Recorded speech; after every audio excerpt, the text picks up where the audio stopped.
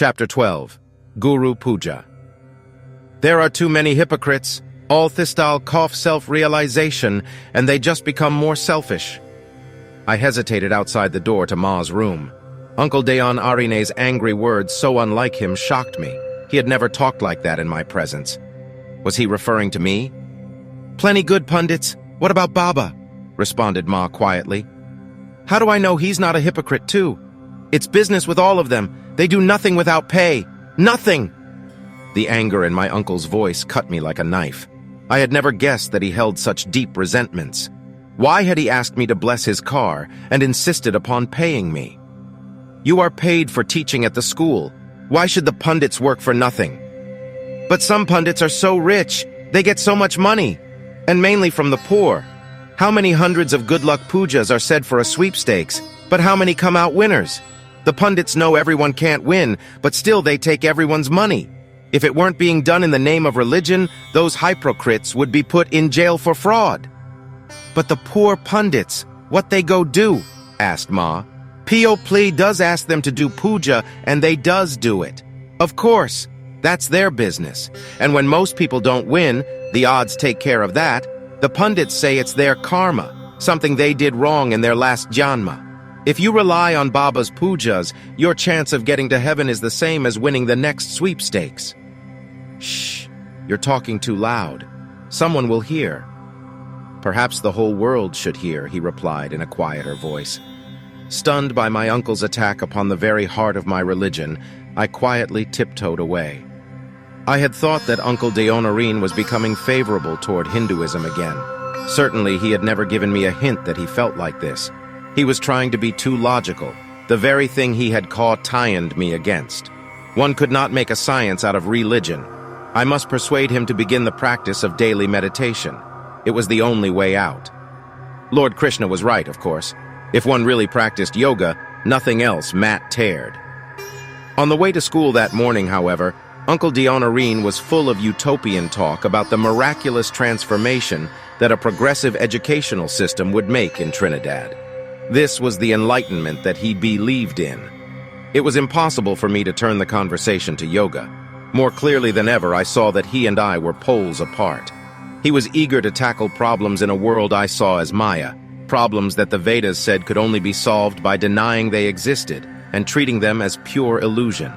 He enthusiastically advocated education of the masses in Western science and technology as the only way Trinidad could become prosperous once independence was achieved.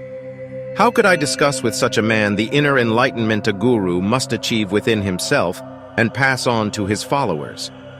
The tension between the world I experienced in deep meditation and the world I had to confront at all other times seemed almost to reach the breaking point that morning. There was no way I could share my inner conflict with Uncle Deonarine, at least not then. So I listened quietly and pondered what he said. During school hours, mixing with boys of many races and religions, I could almost forget for a short while my deep inner conflict. Outwardly, I was happy at school, where I now had many friends. The boys no longer baited me with difficult religious questions. Like every other Trinidadian, I loved cricket and soccer and joined enthusiastically in the daily games, even though such competition brought me into bodily contact with non-Hindus, a class of people non-existent as far as the Vedas were concerned, and thus even lower than the untouchables. There were the usual bruises and cuts suffered at the hands of my schoolmates, all in good-natured sport. Then one afternoon, the unexpected happened.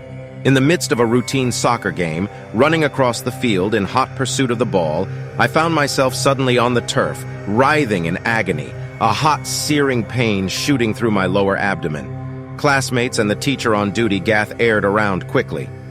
"Nobody kicked him. How come he fell down? What's the matter?" someone asked. I could only answer with groans. "Get him in the shade," said the teacher.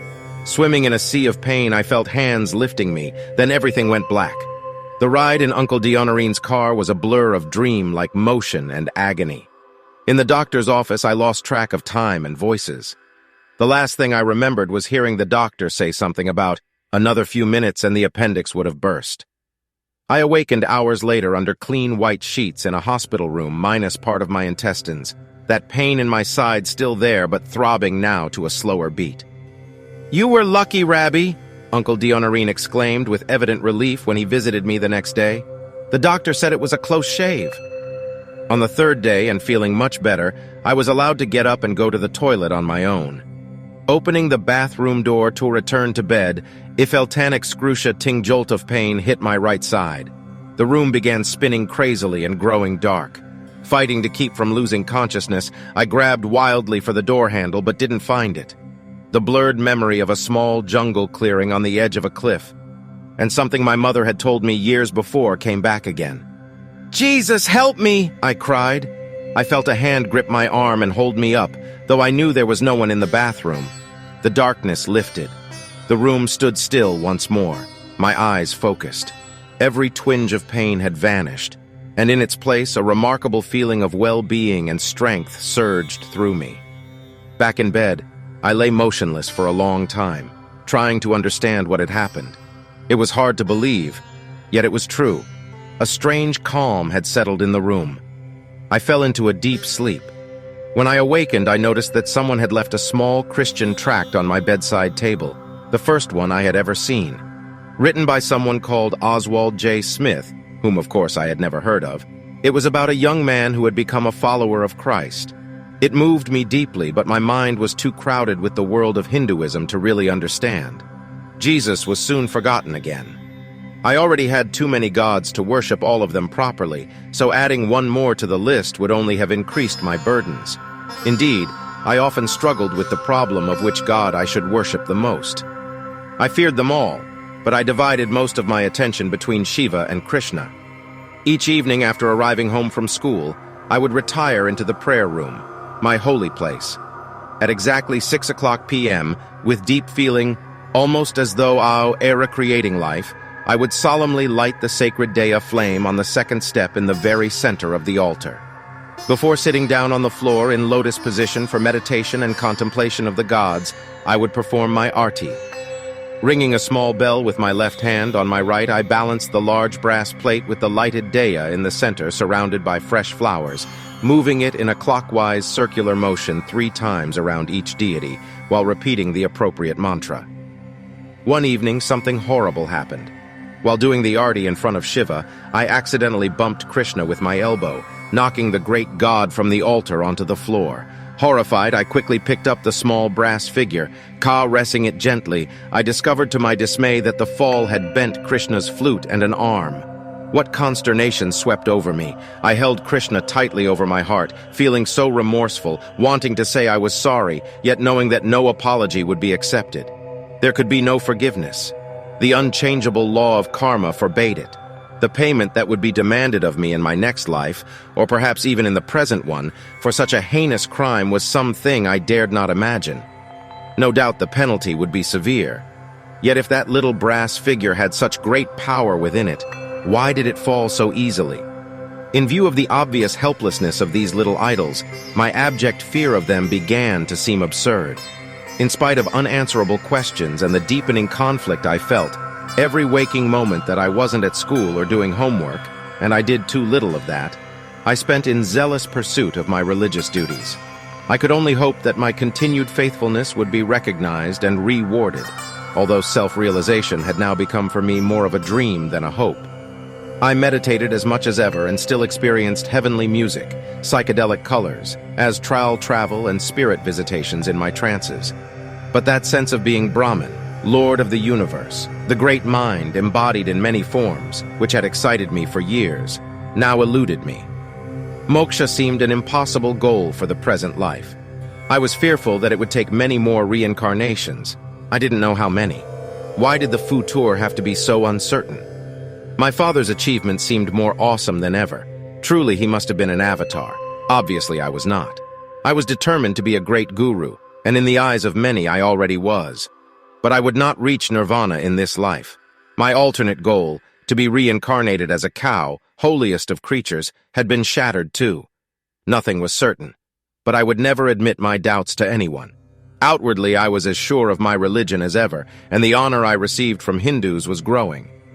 At the end of my 3rd year in high school, Ma and Aunt Ravati invited a large group of neighbors and relatives to join us in a special puja in our home. Those arriving approached to make their respectful bows, and to reminisce a bit upon my father's greatness. Their comments, overheard here and there as the room filled, bore out the admiration I read in their appraising eyes. I was a yogi who would bring fame to our town, a guru who would one day have many, many followers. My inner conflicts were forgotten in the sheer pleasure of being worshipped. Although I was not quite 15, I knew that already I had attained a status among Hindus that was the envy of some pundits. It gave me a good, honest feeling to know that I was not among the hypocrites my uncle Dionarine despised. Our Baba, Pundit Janki Prasad Sharma Maharaj, my spiritual advisor and greatest inspiration, the acknowledged Hindu leader for all of Trinidad, performed the elaborate ceremony. Proudly, I assisted. It was a great occasion for me. Fingering a large, fragrant garland of flowers around my neck, I stood near the altar, greeting the guests after the ceremony.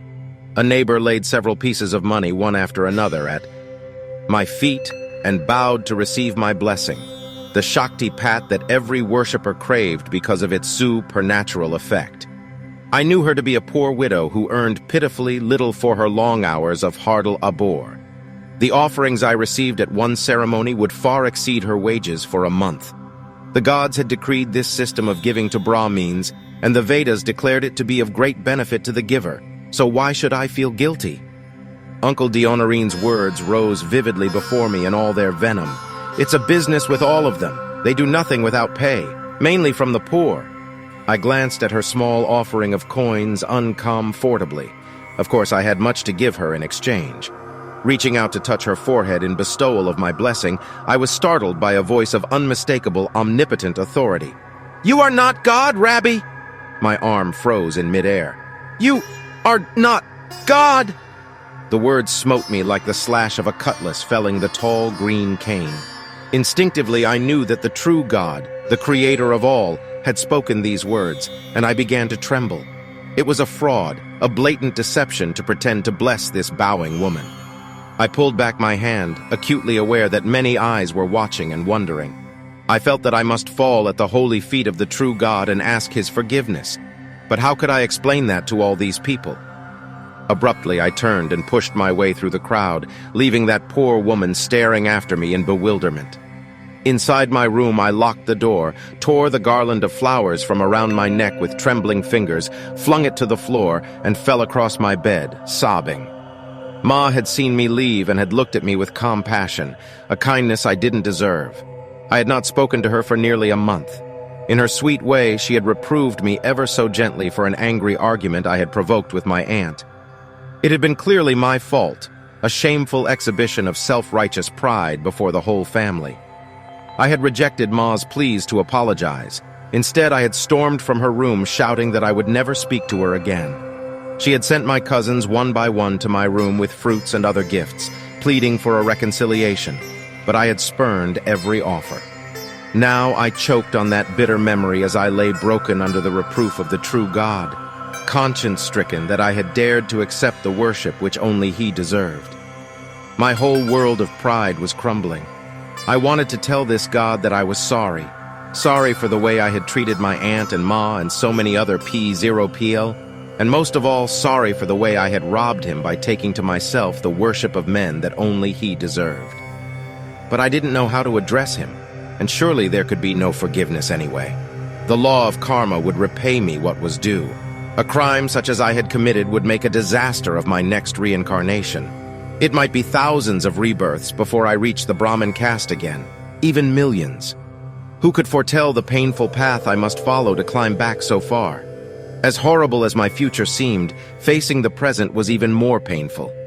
I could never again accept the worship of another human being, yet it was expected of me. How could I avoid it? And how could I ever find the courage to admit to those who had put me on a pedestal that I was a thief who had stolen the glory that belonged only to one who was above us all? There was no way that I could ever leave my room to face the Hindu community again. They would not believe me if I tried to tell them that no man is God or worthy to be worshipped. And how could I tell them what I knew to be the miserable truth about myself? The shame would be too great. But I could not continue to live a lie. Again and again I came back to this horrible alternative to climb back so far, either. There seemed only one escape, to commit suicide. That now seemed the only way out. How this would affect my next life I could only guess, but I feared the present even more. Day after agonizing day, I remained in my room without eating or drinking, pacing the floor, wringing my hands, falling exhausted on the bed for snatches of fitful sleep, only to pace the floor once again or to sit on the edge of the bed, head in hands. At times I wept, wishing I had never been born, beginning to pity myself. So much had gone wrong for me. I had missed the love and tender care of parents. My father had never spoken to me and had died when I was young. I hadn't seen my mother in 8 years. I had lost my grandparents, all except Nani. And I had once felt proud that my karma was so good. But why should it be so bad? It was unfair to punish me for past lives when I could not remember one single incident from any of them, although I had tried and even at times pretended that I could. During those long, lonely hours, I went back over the life that I could remember and wondered at my blindness. How could a cow or a snake, or even I, be God? How could the creation create itself? How could everything be of the same divine essence? That denied the essential difference between a person and a thing, a difference I knew was there, no matter what Lord Krishna and the Vedas said. If I were of the same essence as a sugarcane, then essentially there was no difference between me and sugarcane, which was absurd. This unity of all things that I had experienced in meditation now appeared preposterous. Pride alone had blinded me. I had wanted so much to be Lord of the universe that I had been willing to believe an obvious lie. What could be more wicked than that? It was hypocrisy of the worst kind. Day after day, I, who had once thought myself on the verge of self-realization, now groveled in abject self-condemnation. I thought of all the cigarettes I had stolen, the lies I had told, the proud and selfish life I had lived, the hatred in my heart toward my aunt and others. There had been times when I had even wished her dead, yet at the same time I had preached non-violence. There was no way my good deeds could ever outweigh the bad on any honest scale. I trembled at the thought of reincarnation, certain that my karma would drop me to the bottom of the ladder. How I wished that I could somehow find the true God so that I could tell him how sorry I was.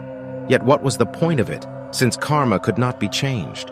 Perhaps he would be merciful. I now feared the astral travel and the spirit visitations I had once exulted in, but I knew no other way to search for God than through yoga. My religion, my training, my experience in meditation, all had taught me that only by looking within myself could I find truth. So I tried it again. The search within, however, proved futile. Instead of finding God, I only stirred up a nest of evil that made me even more aware of my own heart's corruption. My misery only became greater, my sense of guilt and shame a burden impossible to bear. If I could not find this God soon, then I must commit suicide, no matter how severe the consequences of that cow, hardly act upon my future. I could not bear to live any longer without him. I was afraid, however, to take my own life. My next life could well be worse than the present one. The future was all uncertainty and darkness. I had to somehow salvage my sanity in the present. On the 5th day, I bathed, ate some breakfast, and returned to my room without speaking to anyone. But I left the door open for the first time. It was a gesture that I hoped the family would understand, a step toward reconciliation, tentative and weak, but the best a very proud and self-right Eos person could make without help.